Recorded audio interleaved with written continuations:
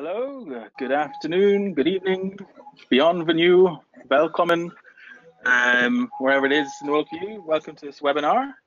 My name's Dr. Ben Shogler, and I think people are still just joining us now. So this evening, this evening for me, I'm over here in Scotland. I'm going to be talking through some ideas around music development, communication, and I think with a particular lean in this webinar towards thinking about supporting the development, natural development of communication skills and meta skills in terms of AAC. So my plan is to sort of go through the webinar and have this PowerPoint here, which we're going to kind of go through, and then I can go through some more sort of technical examples later.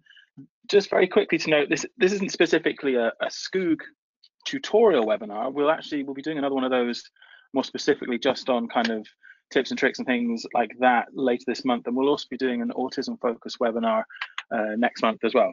So let's get started. If anyone's got any questions, please do just use the questions webinar thing that you can just pop questions in, or even the live chat. So a little bit on me, on my background. I'm a developmental psychologist before got involved in the whole Skoog project. My background is very much in music and musicality, and this is something I want to get kind of established as we start, just thinking about, talking about music and talking about communication. Music, from where I'm coming from, and I came up under Colin Trevathan, and who's worked with Bruno and various people, and when we're talking about music in this sense, we're really talking much more widely about musicality and musical play. So not so much the following of a score or the rendition of Beethoven's Fifth or playing a really funky guitar part in the James Brown cover, more about play, experimenting with sound, having fun. And yes, musical kind of structure and rhythm, these things come into that, but it's much more about how that is part of the natural development of communication and the underlying psychology behind that. And in terms of communication, I think to quote Extreme, there's more than words when we're talking about communication. And I think that's a really important element around AAC as well, and particularly in that arena where, yes, we need to communicate, yes, we need a voice, we need to be heard, but it's advocacy, respect, and being heard. And communication is much more than just the letters and the semantics. And this is where I think music, and particularly musical play and different types of experiences, can really help expand the context in which we're engaging with young people and helping them communicate better. And this doesn't just apply to assistive technology or people who are experiencing difficulties or who are atypical. This is for all young people. We need, in this ever kind of diversifying world where communication is becoming more fragmented and much more focused on possibly digital items, we need to help people really be able to communicate and to empathize and to communicate feeling and be able to share time constructively with other human beings. So my background there, a little bit about where we're going. So I want to talk about this idea of assisted musical play, or AMP to support AAC. I think it's pretty catchy. I'm quite pleased with that. So what I'm talking about is, I think we need to talk about play around music, because playing music should feel like play. And in terms of, if you think about how we develop, language, we develop in play with our peers. And to quote Victor Wooten, it's if you think of it in terms of musical terms, the way that we develop language is very much by improvising with professionals. Our parents, our caregivers, our peers are the professional talkers, as professional communicators, if you will. And we as infants, as very young children, are the amateurs, and we need to learn. And we do that principally by playing with sound and playing within that modality of song and musicality.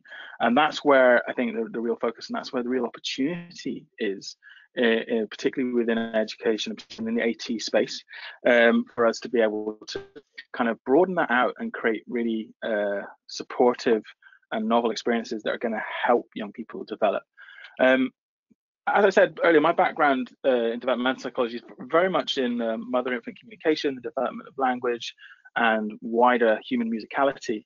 This slide here is actually an overlay from one of Colin Trevathan's kind of famous illustrations. And what it's a snapshot of the different modalities that are employed in a standard kind of proto conversation with a mother and an infant.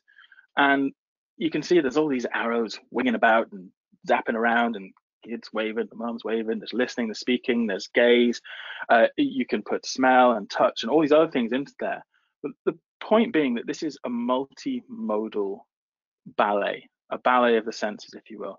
And this idea of this underlying musicality that we have and that supports the development of communications, supports the development of language, and indeed makes that possible, is one that is not modality specific.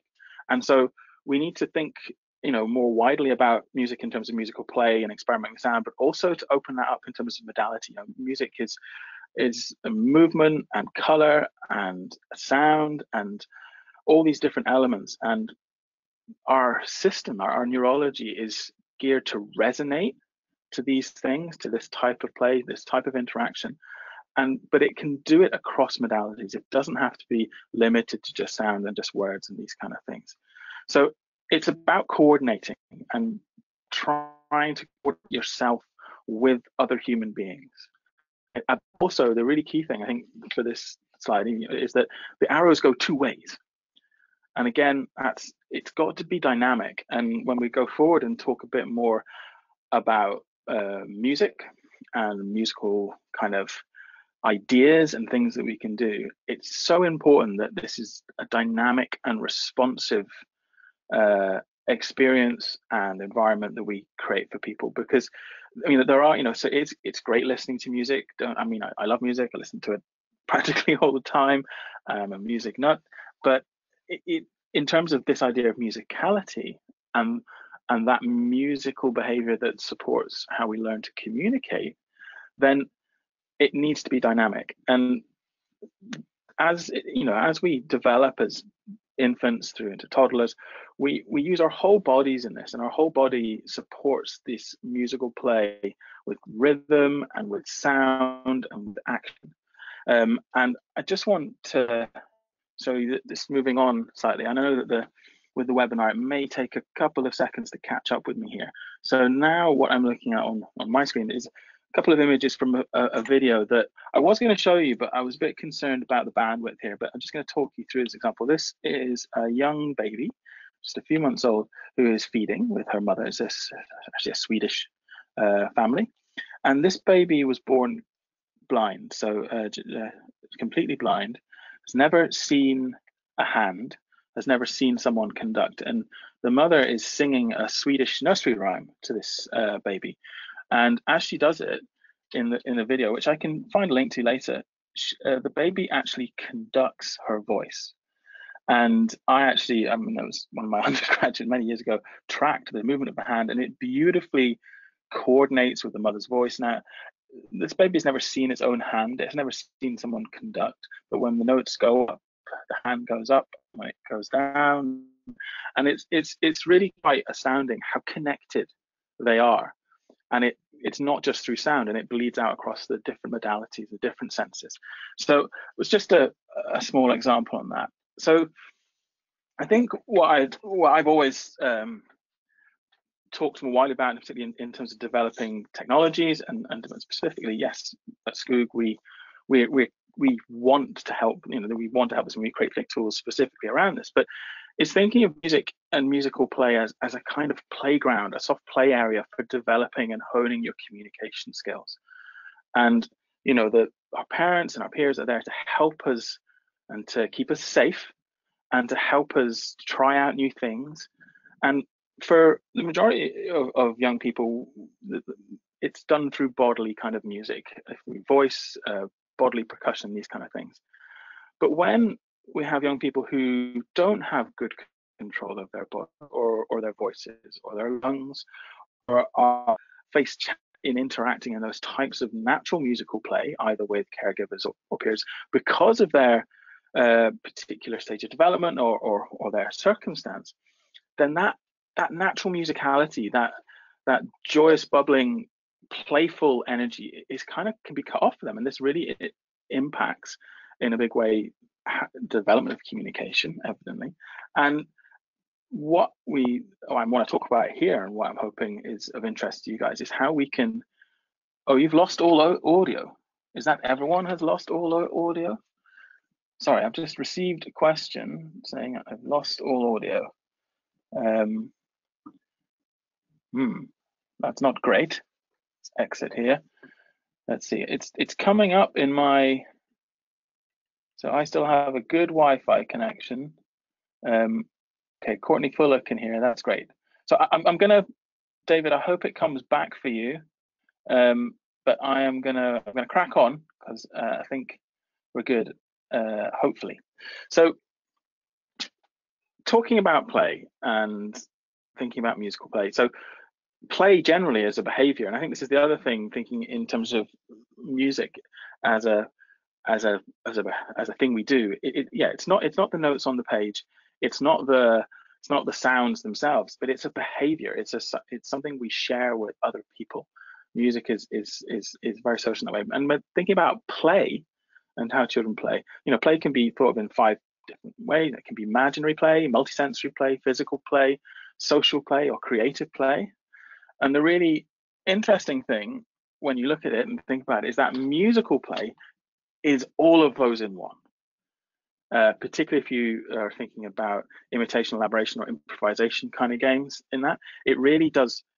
It's the double whammy, as it were. Not only is it play in terms of supporting the way we learn through trying new things and that kind of safe environment, it ticks all boxes and allows you to explore all these different avenues, which is really unique. And it's one of the things that's so amazing about music and musicality, and then why it is, I believe, so very important. And again, in the context of maybe someone who's growing up who maybe cannot speak or is non-verbal and starts to, but is communicating maybe using communication technology, then we still need to support this communicative musicality to help them develop as communicators and to help them develop more widely around that. So I think with technology particularly, we can make it accessible, we can make it inclusive, creative, and we can really make it fun.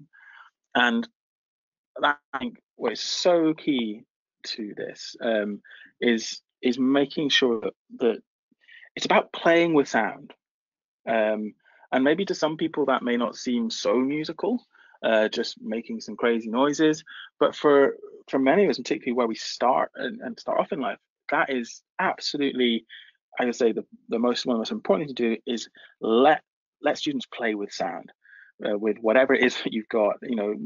When you're an infant and you start playing with your voice and you're babbling and doing these different things and exploring, blowing raspberries and making these sounds, that is what we need to try and support people with, the ability to really play with sounds, get and around it. And that's again why technologies that allow dynamic interaction versus just triggering something that is maybe a long loop or something like that, I think it really makes a difference and is really important to make sure that that's part of what's going on. So moving quickly on, I think just a little quote there from James Huggins actually made me. The other thing I think that's important that coming through now with technology, and this goes across for all children, is that the quality of the experience it needs to be as good as it can be. So in terms of artistically and creatively, the way we are all experiencing, and particularly young people are growing up, the quality of media that they're exposed to is much higher in terms of the quality of the sounds or the animation or the design and these kind of things. And we need to make sure that this rich multimedia world that's available to us, that we use that and make it as engaging as possible. We can make it beautiful, we can make it sound amazing, and we can let kids play with Jay-Z, and we can help children really get inside a Mozart concerto or something like that. If you want to take it, further and further on. But that was just that one. So coming back to this idea of musical play, it's what I'm wanting to talk about as we go forward. You might hear a certain jingling, so my dog has just come into the studio. Hopefully it won't bark. So the thing I want to focus on here is it's not about this idea of playing music as in following notes, producing a discernible melody to a rhythm and all of these things. it's about musical play, playing with sound with other people, more importantly. And so how can we do things to help people do that? So in terms of the technology that's out there, that's available, I think the big thing is that is exciting at the moment, and particularly with, tablets and phones and smartphones and other technology devices. Remember, technology isn't just related to computing, particularly assistive technology. A flute itself is technology, a watch is technology, headphones are technology. It's not just about that digital computing technology. So we can do lots of things. I mean, a whoopee cushion is technology. I'll get to that later. So when thinking about children maybe who do have physical or cognitive or learning difficulties or sensory impairments, then how can we use technology to remove the barriers to them being able to engage in more kind of musical forms of play? The big one there is creating sound, and there are so many different ways to do that. Using instruments, simple instruments, percussive, chime bars, all those kinds of things. Digitally, with iPads, particularly with GarageBand or a range of other apps, you can help children make sound.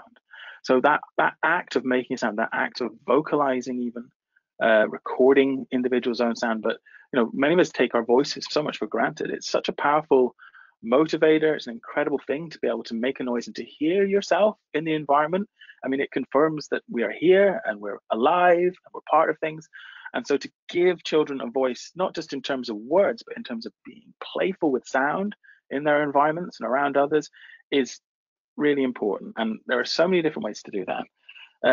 Providing additional feedback in terms of sensory elements with different modes of feedback, whether that's vibration or color, these kind of things, that's also a way to do it.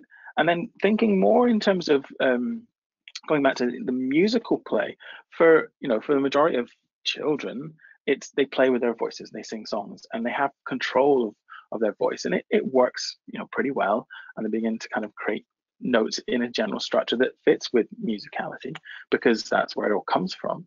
So the only thing we can do with technology, if we use technologies that help create sounds that make sense, that have that adhere to, say, particular pentatonic or scale forms that fit with the way that our voices work. I mean, one main thing is, if you're doing stuff with young people, young children particularly, start off with a middle C, which is essentially where the mother's voice sits, and start there with your kind of, in terms of your pitch range, use stuff that is going to fit and is going to help build out from there. So technology can help us remove barriers to accessing these kind of like musical forms of play. So simple things, and we're going to get to some more technology examples, and I'm hopefully going to be able to share some video, the video screen, and you can see some stuff more specifically around our technology. But simple things that I think that we can all do in the classes and or wherever we are is encouraging musical participation. So so many schools, so many classes I've been in is, we have welcome songs, start of the day, starting the day with song, such a wonderful thing. Yes, sometimes not every class has a teacher that can play guitar or can actually carry that tune for you, but you can do it through recordings, or there are this is a really key point when thinking about more kind of assistive music technologies. Teachers can use them too. Okay, so it's about enabling all of you, and so it doesn't mean that you can explore that together. And so, say maybe the stuff that Skoog does in terms of helping you be able to play and do things without the need for musical training, that includes a teacher, that includes you, that includes a caregiver. You can play as well, and you should, and because it's about playing with each other, making that sound together, sharing that time, experiencing that to and fro, the interaction. So welcome songs, name songs are incredibly powerful. Another really simple application of technology in terms of supporting communication and this idea of musicality is amplification. So just being able to amplify someone's vocalizations, just a mic and a little amp, a little guitar amp or something, to put them in the space, to give them more presence and power. Amazing, can have huge effects. I mean, not necessarily about singing, but just being able to make those sounds. And then on top of that, I would say definitely effects as well. Very simply, if you are amplifying voice or making simple sounds through instruments or instrumented technology, then add a bit of reverb and a bit of delay, a bit of echo to give the sounds a bit more presence and just maybe soften them and give them a little bit more playfulness. Amazing. And you'll immediately see that, and that's easy. I mean, even just being able to buy, even if you just have a simple effects pedal, like a guitar pedal that you run a mic through, and you can even just turning an effect on and off.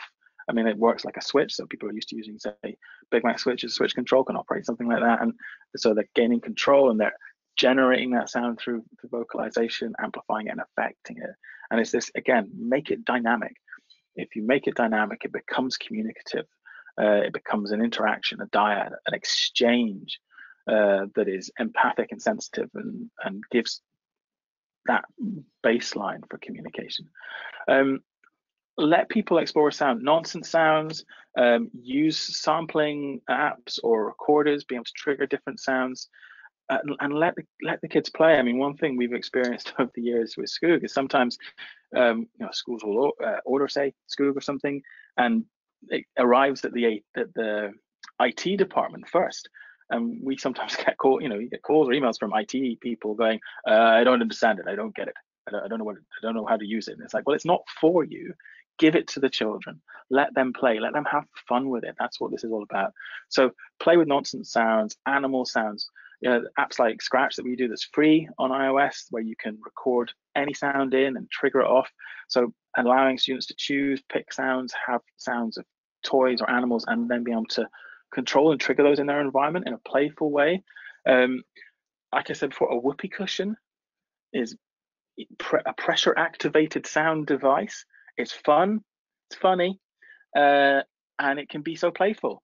And it's something you can all touch and hear and feel, and it can be an exchange. We can all press it and get that sound and make it different. So that's a really fun little thing. In terms of musical kind of games and more kind of, I suppose, structured activity, I think the most important, certainly from what I've seen, what we've developed over the years, and I can provide some, if people are interested more in more depth research on the musicality side and the research behind that, then we can share references and I can point you to some really amazing stuff. But this idea of imitation and elaboration. So, and actually, in terms of music, it's often quoted as it was Miles Davis, that was his great lesson to anyone he worked with, was listen then play. Imitate and elaborate. This imitation and elaboration, that forms the basis of communication and development of that from birth or even pre-birth. So, if a student is vocalizing, then you vocalize back, and you build up a pattern, and then you change it, or they will change it. And so you take what the other's doing and you reflect it back with them. And it doesn't have to be a complex sonata or some crazy electric guitar riff. It can literally be ah, ah, ah, ah, ah, ah. It doesn't, this is the nuts and bolts of music that we can support. So in terms of activities, I would say, imitation elaboration, make it dynamic and be present in it, and allow the student to be present in it. And that's where using technology to allow actual, control of sounds versus just triggering off a sound that's going to play or a piece of music, then that's where it becomes much more dynamic. In terms of that, when we start to get into talking a little bit about the technology, then yes, iPads are great. Apps like GarageBand with touch instruments that can be set up. We will do a more technical webinar later this month, which we can look at how you can set the tunings on Skoog and different things and instruments in GarageBand or ThumbJam. I think Bloom is a really great app. If you haven't heard of it and you're using iPads or you have access to them, please make sure you have a look at Bloom. It does cost, it's a couple of dollars. It's not expensive. It's amazing. It's a touchscreen interface. It's all tuned in such a way as to make it a constructive interaction. It has beautiful visuals for projection. It's great, and you don't need to know anything about music to use it. Same with Skoog, same with Scratch, and I would say GarageBand as well. If you know anything about music, to use GarageBand really and get fun out of it. And really, like I was going back thinking, if you can just use some of these technologies to get kids making some sounds, and in a dynamic way where they're able to play with those sounds with you. And then when I say play, not play in a musical sense, but play as in a fun game sense, playing with each other, make a sound, make a sound, make a different sound. Okay, that's where this becomes so powerful and is really what we're looking to drive. So there's some simple things in terms of now maybe looking a bit more specifically at some technology specifically that we've developed, which really builds around all these principles. Then Skoog, for those who don't know, is a tactile music interface that is Bluetooth, and it works with iOS, mostly iPad. It does have an iPhone app, but the iPhone app is in serious need of an update. We are working on it, but iPad is the best platform for it. It's this tactile cube. So in terms of the physical control of sounds, it makes it very easy to make a sound. Certainly in the last year, I mean, when we first launched Skoog 2, which is this black one here that you see on the screen, we did have some issues with sensitivity and with the feel because of this tactile material. I'll share with you, it's very hard to engineer, but over the last kind of couple of years, we've made huge leaps and bounds in how the Skoog app works, how stable it is, the sounds, and the way that this device can actually use very, very little movement and pressure to control and create sounds. The sensitivity is much improved, and it's also more controllable now as well for people who maybe have come across things before. Certainly there have been times where maybe Skoog is too jumpy or too sensitive, and we've built some stuff in there because it's so important to give the users control of the sound. That's the thing, is giving the students control and allowing them to be responsive, allowing them to be part of that dynamic. So it's physically very accessible as a device. It could be mounted, but it allows you to make sounds very easily. And then the other element where it kind of is really unique is that you're able to set it up with pentatonic scales, but it can do it automatically. So you don't need musical training as a teacher. If you do have a good musical knowledge and background, you can do a huge amount with it. You can support students in orchestras and do all kinds of things. But in terms of just supporting playfulness, just using the presets on the device, it puts pentatonic scales, which are these, essentially the notes sound like they fit together. They're set up in a way where they work, and they're going to create a constructive musical experience for you both to share. If you just use the presets on that the scales are set on it, then they already have set up this constructive context for sharing and playing with audio together. It can also tune, one thing which is really neat about that is it can also tune to iTunes and Spotify, and actually allow you to take things much further and let children and young people play with the artists that they really love. So again, so whether it's hip hop or whether it's rock and roll or whether it's death metal, whatever it is, it will work with all of those things, and it doesn't need experience on the part of the practitioner or on part of the teacher or the therapist or the parent. But if you do have experience and you want to take those things further, you can do so. It also works with the Scratch app, which is our sampling app, which I think definitely, I'll maybe send out some links on things after this. That's a great fun tool as well, this ability to be able to capture sounds and then play with them in interesting ways. So I was gonna maybe look at sharing some videos, but I think what I'll do with that is, I'm not sure about the stability of this web connection. So I think I can share, if people would like, we can send around some links to videos or examples of different types of kind of musical play in terms of technology. So just coming back, I'm going to sort of close off this kind of presentation part of this webinar, and I'm going to try and have a look at these questions and stuff in a minute. So this idea of assisted musical play, or AMP, to support AAC. Hopefully that I've made some sense. I've tried to keep it quite general. I didn't want it to be all about one particular technology, but more thinking about how different things can play a role to support more playful activity with sounds and with sound for particularly, say, users who are using AAC, because it's so important that we maintain that undercurrent of musicality. And it doesn't matter that they may not be developing vocally, but in terms of their body and their coordination. This is another really crucial thing, is that whole playful musicality side. It really supports how our bodies develop and our coordination as a whole. So you know, that it's no accident that we usually start talking about the same time as we start walking, and that coordination that is increasing, and we get, as we get more skill and mastery of our bodies and are able to coordinate more intricately, that's where these skills lie. And it's that musical playground, that to and fro, that sensitivity to others, that helps us develop these skills. So that's the end of this formal kind of presentation part. I'm going to see if I can, I'm just going to come out of this presentation now, and I'm going to have a look and just check on the questions side of it. My audio, there's some people, there we go. So Diana Wagner said, can you play an example of the music, of any music? I wonder if you might be able to clarify your question. I can play some examples. What let me do here is let me see if I can, hopefully, because I'm gonna put my webcam on, and hopefully, I'm not sure if you guys can now see me. Hello, this is me. So I have set up here. So this is an iPad, and this is one of these Skoog things. So here we go, and it is plugged in. So hopefully you can hear that too. So in terms of, say, I don't know whether this was the example you were listening for, but say in terms of, say, of something like this, which is essentially a pentatonic interface or instrument. So if I play, there's a different note on each side. So if I play them,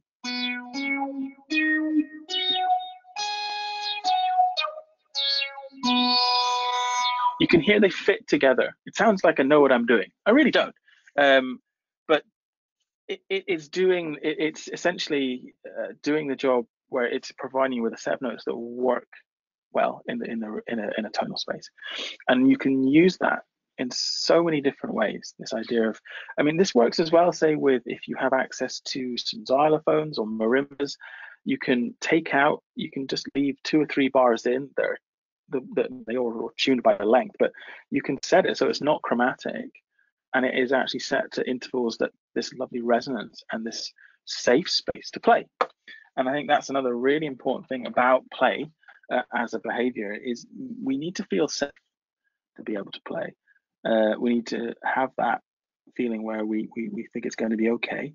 It allows us to push the boundaries and to learn and to do different things in that sense. But it's important that we feel safe in order to test those boundaries. And in musical play, creating safety is by creating, you don't want to be able to have wrong notes necessarily. So but you want choice and you want creativity. So using kind of ORF methods where you tune an instrument to an open chord, say, something like a guitar, so you can tune it to an actual guitar so that when you brush the string, it plays and it sounds good. It sounds like it works. And you gear things to that, or something like Skoog, where you use pentatonic scales, or something like Thumb Jam as an app, which is a great app. And that, again, you can set the scales, or GarageBand, you can set them to pentatonics there in terms of the touchscreen instruments. So I was going to see if there are any more specific questions. There aren't. So Skoog is here. So maybe one example of how it works with the pentatonics I can show you. So there was a bit of music playing when we started. Now, hopefully you can hear what we do here. But so I don't know if you can see it. I'll move the Skoog. Can't really see here. But here, what I do is I go into my iTunes here and I can choose a track. Very simple. And it's automatically set the key. So there's the track playing. And now.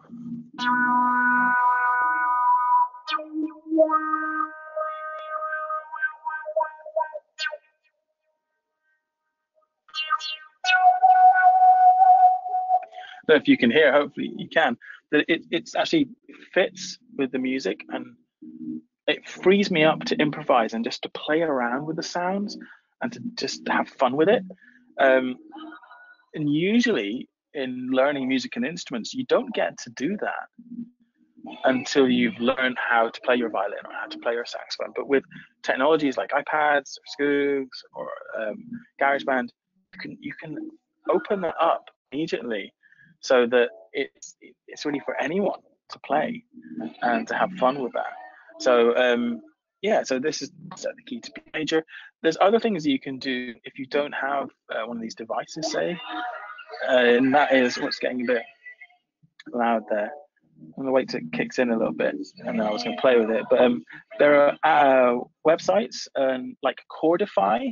If you haven't heard of that, that's fantastic. So that will take songs from YouTube. But here, let's just show you this minute.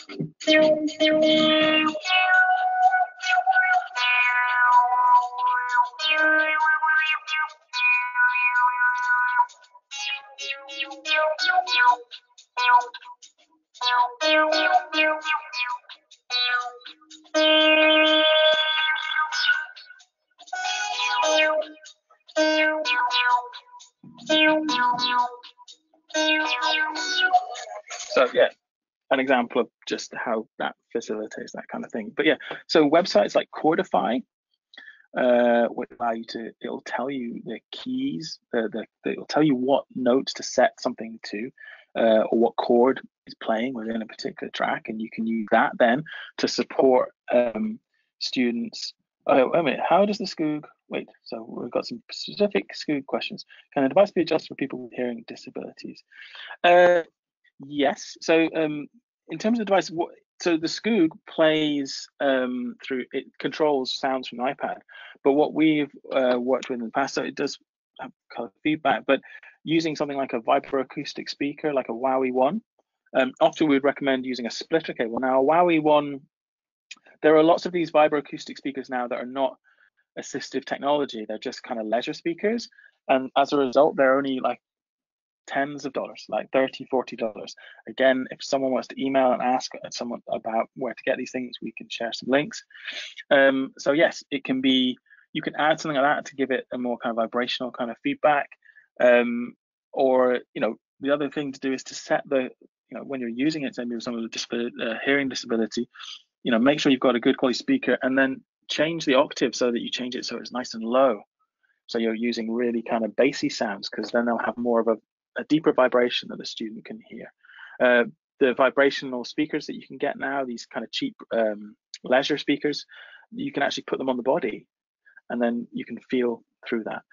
I've got another question here on how does the Skoog link with iTunes?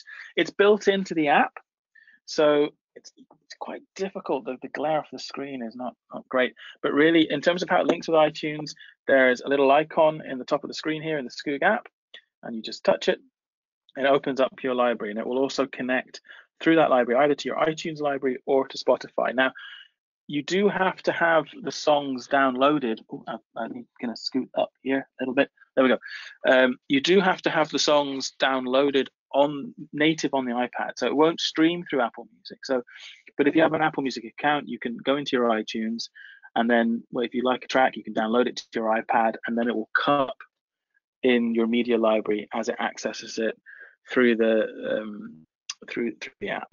So it's built in, does it automatically. Next question was, what about the graphic notation?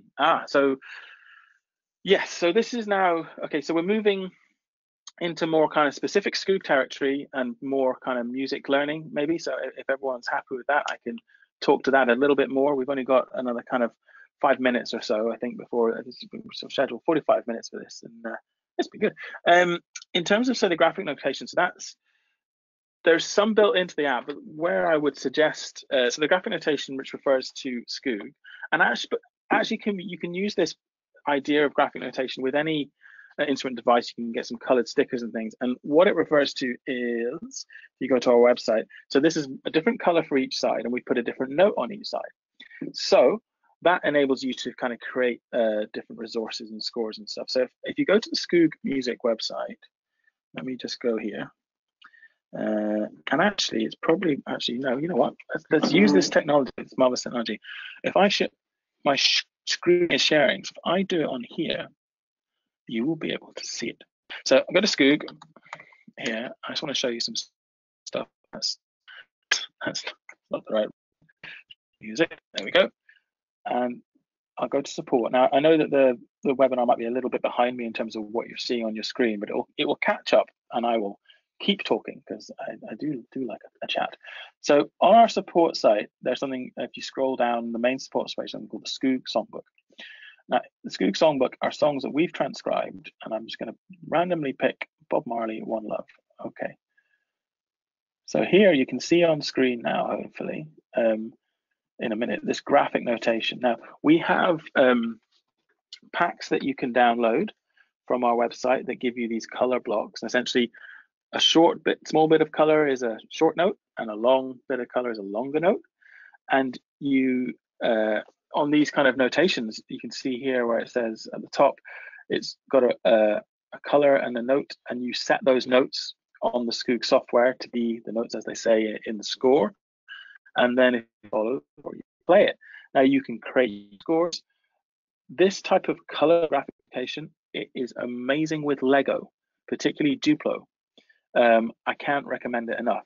So students, and this is a great resource, particularly with young people who are maybe more into manipulating things. So certainly a lot of young people with autism who really enjoy building and using Lego, then you can actually build scores physically using different colored blocks with different lengths. So it just happens that Lego has those 5 colors, and you can use them, and then you can build a song, and you can move things around and play it and see how that affects the song.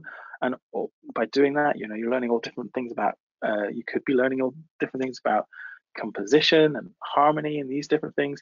It's a fantastic way of thinking about scoring and sound. And with Lego as well, it allows you to actually touch and feel it as well. It doesn't just look bigger, it feels bigger, longer note. And that multi-sensory approach back to ideas of play and how music is really unique in what it offers in that support of a playful kind of interaction is really amazing. So there are some built-in kind of automatic songs in the app with Skoog that will feed the color to the individual. And then there's our songbook online, which has loads that are transcribed more as PDFs, a bit more like traditional score, where you would print that out. We also have the pack, the notation pack that you can do. One thing that we have been working on, I think in terms of just thinking about technology that's out there as well, if anyone is on this call and they haven't downloaded Apple's Everyone Can Create Music iBook, please go and do so now. And in that iBook, page, I think it's 21, there's a section on songwriting, and it's a little bit hidden, but you can download a whole set of loops that allow you to remix Justin Timberlake's Can't Stop Feeling. It is an incredible resource. It is so much fun. We've also produced, we actually have a kind of Skoog partner guide for that. So if anyone's interested, we've got resources that'll help you set up and do kind of Skoog related activities with Justin Timberlake's track. But that is an amazing resource, full of really useful help. And even if you've never used GarageBand before and you're a complete novice, it will hold your hand and take you through it and help you get started. Skoog works with GarageBand as well. Just very quickly, I suppose maybe we could have a look at that. In terms of, there was a question before how it works with iTunes, but just in terms of the Skoog app and how easy it is to set up with something like GarageBand, so you can play lots of different sounds. Then again, there's just a little MIDI. You turn it on there. There's one, and then to make it work with GarageBand, there's the joy of developing choose GarageBand on my iPad. Dun, dun, dun. We have to wait for it to load up. So I've just opened GarageBand, changed the settings on Skoog, and now what we should have, if I turn it up here,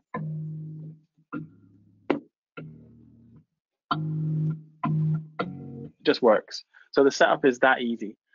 We have loads of help about how to set it up and do different things on our website. If any of you are, have Skoog and are thinking, it'd be great to get some more specific training, then keep a look on the website or on our social. I'll do a kind of more formal Skoog training webinar in a couple of weeks, I think. And we'll also be doing on the more conceptual side and the pedagogy side, we'll be doing an autism focused webinar in terms of Skoog and what we've learned working with people in that environment, and artists and musicians and music therapists. If there are any music therapists on the call, Skoog supports improvised music therapy so well. It's an instrument that clients can use themselves, and they can really play with. And that ability as well to tie into Spotify for them to be able to share a playlist with you, and then for you both be able to interact with that, it's fantastic. It's a really powerful resource in that sense. Don't forget that Skoog can be used for other things as well. It doesn't have to be music. I want to promote. We want to promote this kind of playing with sound, but that playing with sound can also be cross-curricular. You can use animal sounds, nature sounds. You can use it for multi-sensory stories. You can also, Skoog is used for coding. There's all kinds of stuff you can do with Swift Playgrounds with it. The Scratch app, if you haven't checked it out, please do. And if anyone is interested in finding out more about Skoog and purchasing and that kind of thing, please do check out our website or email us, as I said, at Ben@Skoogmusic or orders@Skoogmusic. Or if you're interested, or we can offer. We're doing webinars, but we also offer training that we can do specifically one-on-one video, or to teachers or to classes. We're here to do all that we can. So I hope you've enjoyed the webinar. I hope it's found it useful. Helen will be following up with a few different things in terms of some dates for next webinars. I would also suggest I'll suggest with Helen that we share a couple of TEDx's with you. There's one by Victor Wooten, which is amazing, about music as a language and thinking about and around that. And also maybe a couple of mine that are in there. I'm going to decline that call just now, as we're busy on this call. So thanks for joining. If you want to find out anything more about Skoog or our related kind of apps and resources, do let us know. Keep in touch. And I think also there are some special deals as well that we're doing. If we're thinking more about group purchasing and these kind of things, kind of stuff, then yeah, we are definitely keen to chat. So keep in touch. Keep a lookout for the next one. I hope you've enjoyed it. And yes, I'm happy to share slides and stuff as well like that if anyone would like after the fact. So great talking to you all, and I look forward to the next time. Thanks very much.